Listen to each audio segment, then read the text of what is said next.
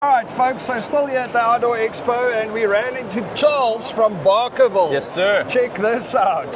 So, Charles, tell us a little bit about Barkerville. What's it all about? Well, you are looking at the largest living history museum in Western North America. This was preserved as a historic site in 1958, preserving the history of the 1860s gold rush. So now when you come visit Barkerville, you are going to have all sorts of shops to go shopping in, restaurants to have a bite in. You're going to have places to stay, campgrounds to stay in. We have living history programming happening throughout the town, which includes street scenes, tours, shows at the water wheel, presentations in Chinatown, presentations from our indigenous interpreters, as well as live shows at the Theatre Royal. You have the blacksmith operating, you have stagecoach rides, you have a printing press in operation, and you can learn how to gold pan at the Eldorado Gold Panning I like and the Gift Shop. gold panning part. Yes, sir, Definitely. most people do. So, Charles, where is Barkerville, dude? Barkerville is located east of Quesnel and south of Prince George. Oh, so it's not that far away, No, actually. you know, I did the drive yesterday. It was about 7-hour drive.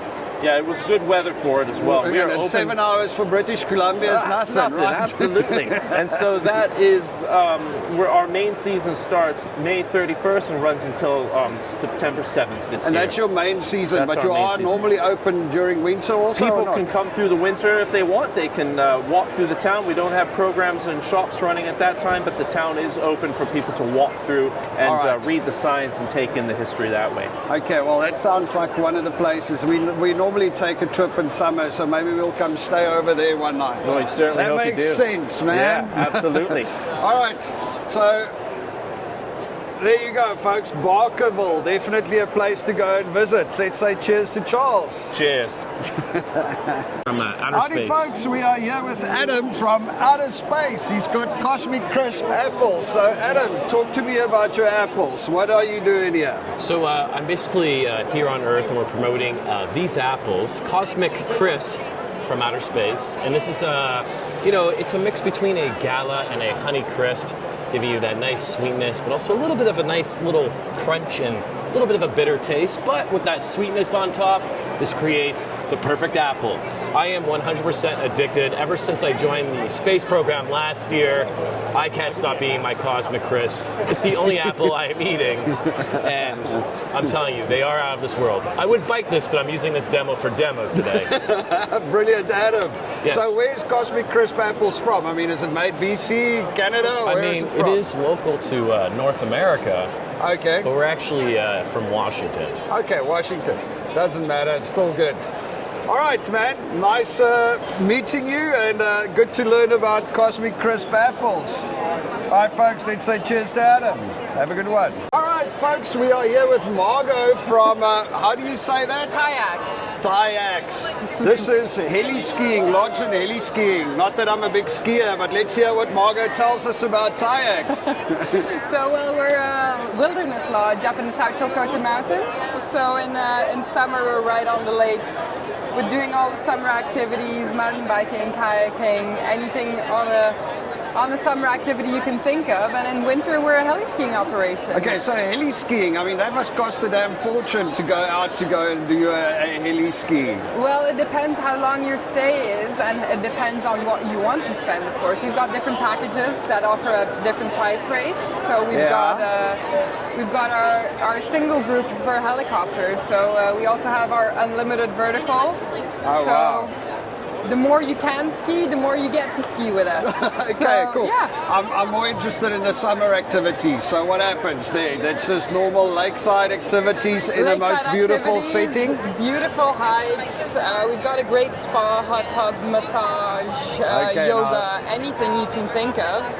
And then we've got our sister company right next door that does mountain biking, and they take you out on long mountain biking trips, and when you're tired, you come back and you get a massage. All right, well, that sounds like fun. Check it out. Well, they're also handing out chocolates, which is great. Of course, you gotta keep people fed, right? There you go.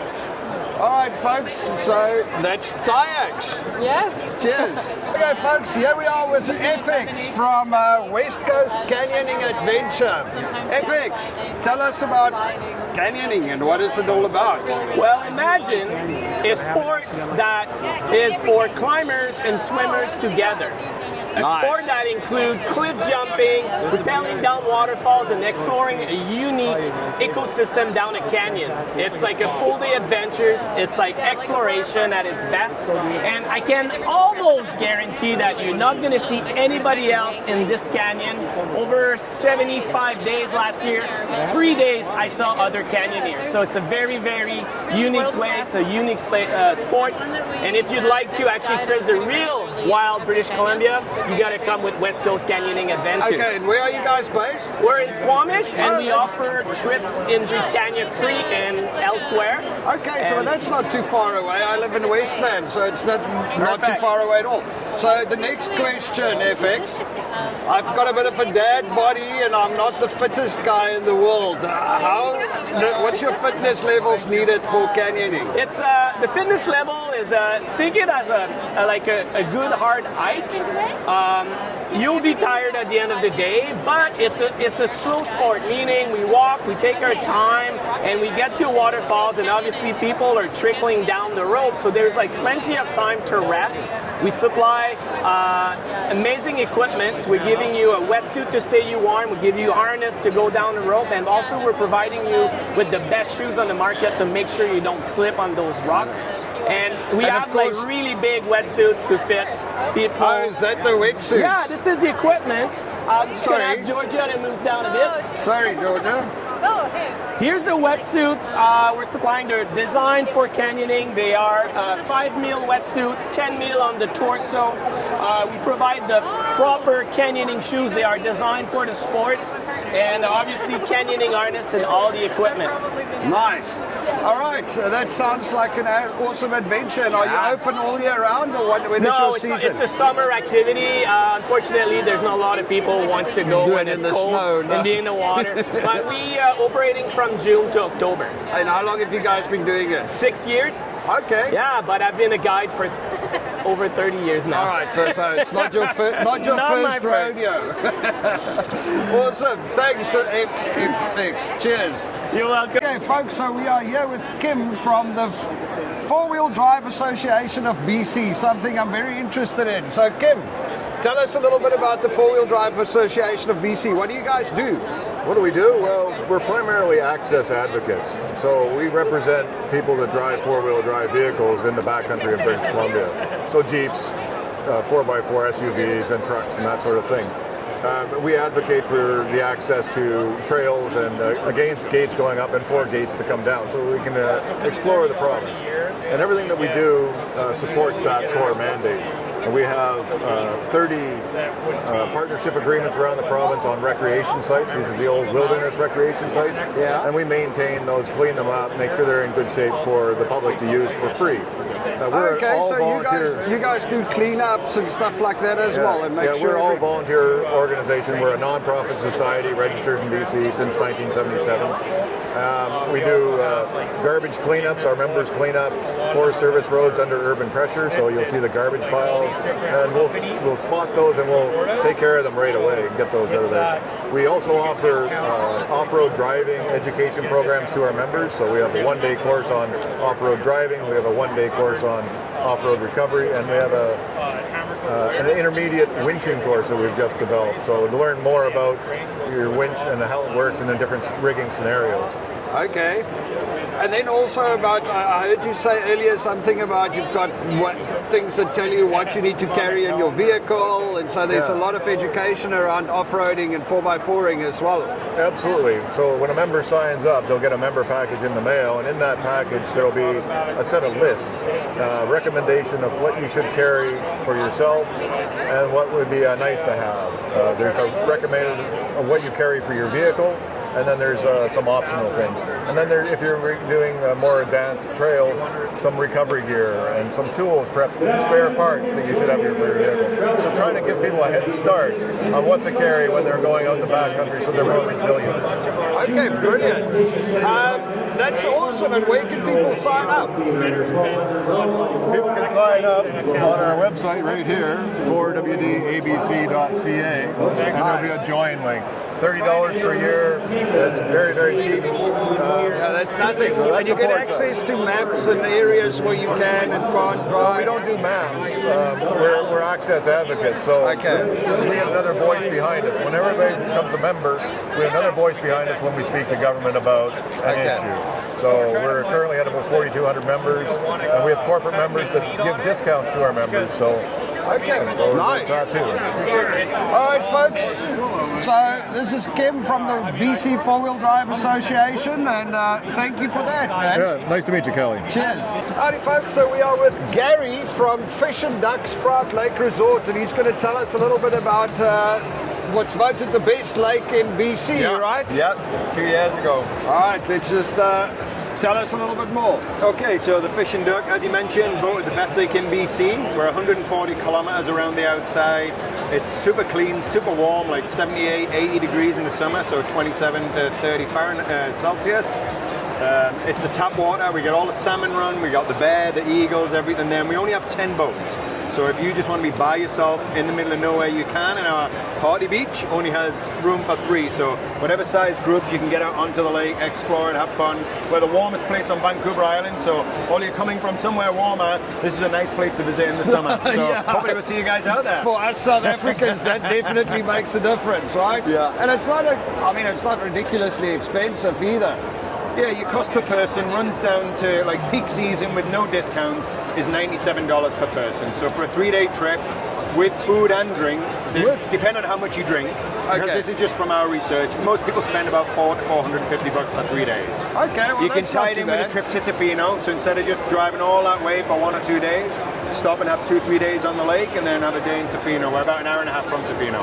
Okay, and you're just out Port Alberti, right? Correct. We're 1 hour from Nanaimo, so ferry and then head towards Tofino. It's almost more expensive to take the ferry than to sit on the boat, right? Yeah. Excellent. All right, folks, so that's Gary from Fish and Duck Sprout Lake Resort. Thanks, Cheers. guys. We'll see you at the lake. All right, folks, we're here with Thomas from KAGOAGH Lodge, and they do fishing charters from their awesome lodge. Thomas is going to tell us a little bit more about it. Thomas. What do you want to know? We're what do an you guys all-inclusive lodge, so everything's there. We're boat access only in Quatsino Sound, so it's a very top end of Vancouver Island. We fish the winter harbor outreaches, but we get our salmon, our halibut. So there's your lingcod, lots of Chinook salmon, coho salmon. We've got 5 species of Pacific salmon that travel past our waterways.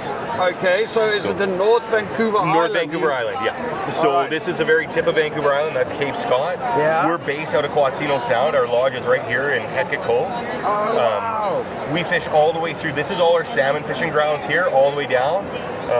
Of course, we're the first intro to the Alaskan migration of fish, like they come from Alaska. So we get the first push of fish every year. Okay, and so there's definitely fish most There's of the lots time. of fish. We kind of call it grocery shopping, not to sound arrogant, but it is. We have a really good, prolific, healthy run of salmon going past. We've got lingcod, bottomfish, halibut, you name it. And then the really cool part, you like this from Africa, is we got tuna fishing now. So we've got what's called albacore, Oh, nice. which is a real new fishery in British Columbia. In the last 10 years, it's kind of blown up, but this is a really cool experience for us. We get the warm water band of tropical water, comes within 10 miles of us, and tuna fishing is, I keep telling everybody, it's like the most fun you can have with your clothes on. So that's the best way to put it. Nice. And then the lodge itself also. The lodge itself is right there, so it holds 18 guests, 9 bedrooms up on top. Okay. That's our downstairs area, parties, and each bedroom, two beds. 2 beds, 2 queen-size beds, big down comforters, your own private bathroom in each bedroom. And then you get to eat the fish that you get catch. to eat everything, yeah. Nice. And we can go crabbing, prawning, whatever people want to do. So that's the best part, right? So we make your trip based on what you want. And what's your season? And we start June 1st and we end about 3/4 of the way through September, depending on what's going on. So yeah, but we'll go right to the end of September, but our fishery does slow down at that point of the season, because if we get a big rainfall, all our salmon just go goodbye, we're going up the rivers. That's pretty much that's and it. roughly what does it cost? What do you do, a 2-day, 3-day? I've got it here, hold on, I'll find it.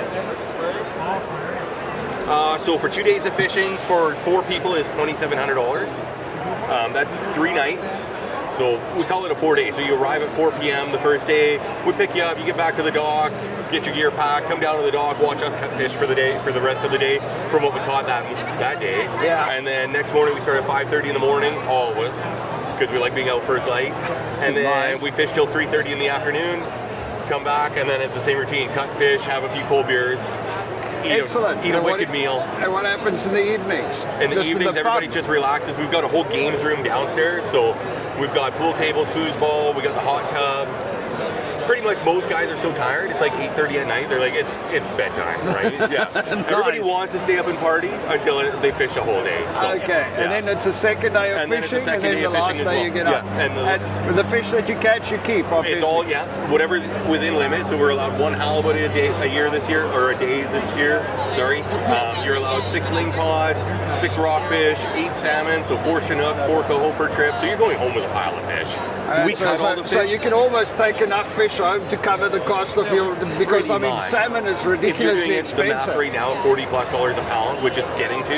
Yeah. Halibut's going to go up even more than that this year. So when you do the math on it, first off, don't base your fishing trip on that. No, like, of course. We can't But go you fishing. gotta like at least tell the wife something, Exactly. right? Yeah, it's worth it, right? Yeah, I'm gonna bring home. I'm gonna fill the freezer. Yeah, you're gonna love me, right? So, and I'm gonna look like a tough guy that I got unlimited fish, right? Excellent. Yeah, man. but all your fish is vacuum sealed, flash frozen, packaged, ready for you to go home. Okay, So, awesome. yeah. All right, Thomas, thanks for Awesome, telling nice us meeting about you. KAGOAGH. I still can't KAGOAGH. say the name. KAGOAGH, yeah. Right. All right, Perfect. have a good one, Awesome, mate. take Cheers. care. Yeah. Awesome, folks. So I'm here with Renee from Top Water Guide Services. Hang on a sec. She's going to tell us about sturgeon fishing, right? Which That's is right. one of the bucket list items. So let's Absolutely. get it on you.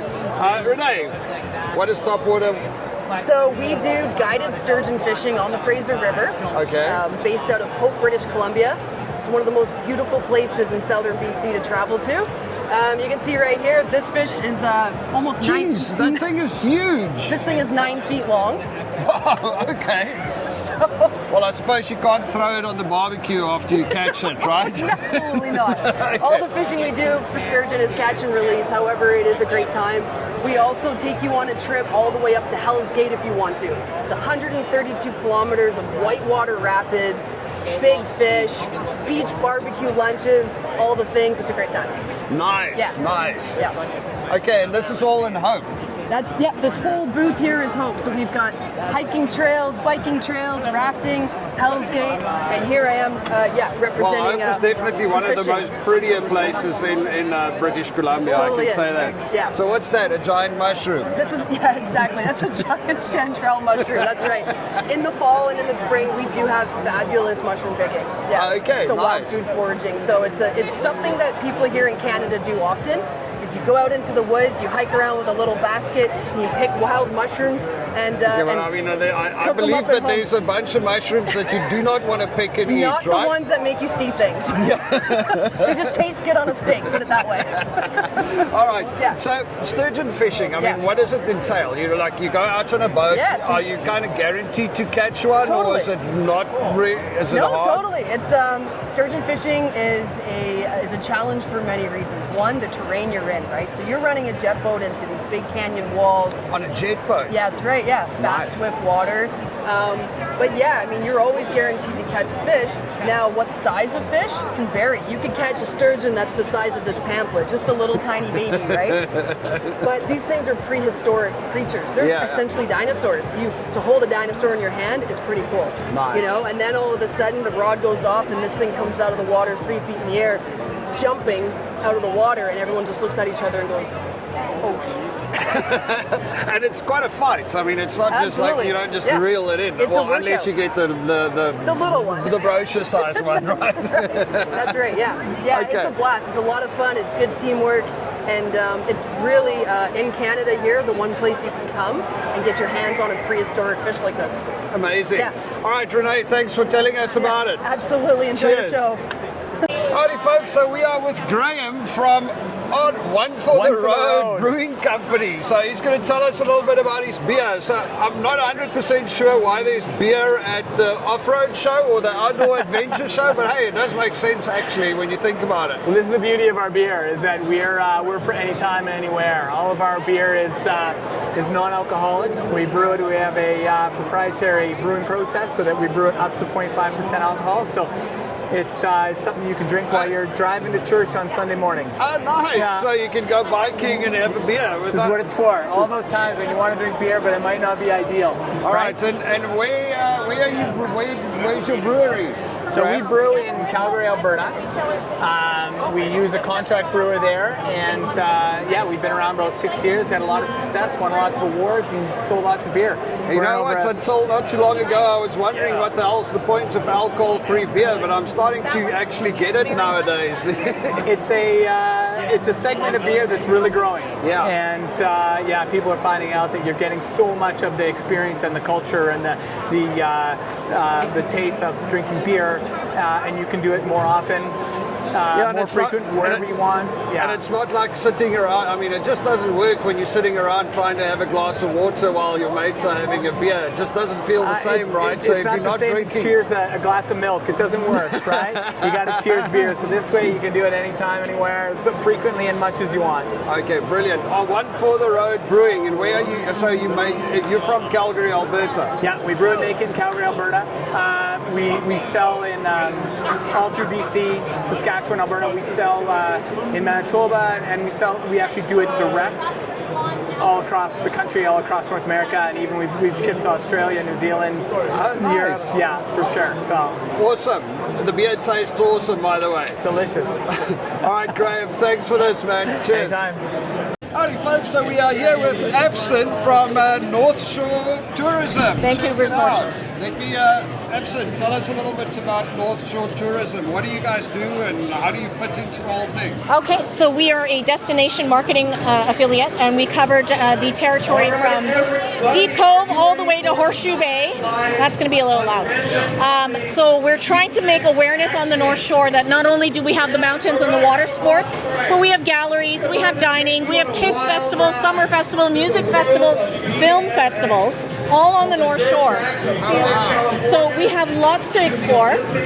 We ask that when people come to the North Shore that they take their pledge to play or work on the North Shore, but do it sustainably, so that we can preserve and protect the North Shore for generations to come. And then you were talking about the North Shore Craft Beer Festival. Oh yes, we have Craft Beer Week happening in November. So November, the breweries for 2 weeks will have special events at each of their locations, and we are hosting the launch party at Shipyards. And at the Shipyards Pipe Shop, you just have to go through on the QR code. All the breweries will be in one spot, one ticket, one event, and it's going to be a huge party. We just ask that you get home responsibly. Okay. All right. All right, folks, so that's Afson from North Shore. All right. Howdy folks, look who I ran into, Sandy and Warren. They've been on the channel before and they are out here at the Outdoor Expo with socks. How's it, Sandy? Sandy and Warren is awesome. They also helped me fix my car recently with their other business. So tell us a little bit more about socks. Okay, so it's a South African brand. They're made in Pretoria. So it's our little give back to South Africa because they employ 85 people. So I have a retail range that we're selling today, and we also do custom. Okay, and custom is actually your bigger business. So that's for events and for people, it's for gifts. What do people use custom socks for? Yeah, like businesses. And what's so nice, it's like a premium gift. So it's for your top clients or whatever. We do a whole program, either an event or for your store or for your business as a giveaway. And lots of retail here. Nice. And this is also online available at Crankit Sports, right? That's right. If you're a fellow South African, they've got some nice South African socks. These are cool. Sandy gave me one last time we met, and it was actually really cool. My daughter stole it, so I don't have it anymore, but there we go, the Sapphire ones. Awesome. Okay, guys, so this is actually the second South African booth. There's guys that invented a little camper on the other side as well. Really cool. Nice. Okay, folks. Cheers, Sandy. Thank you Nice so seeing much. you again. Okay, cheers.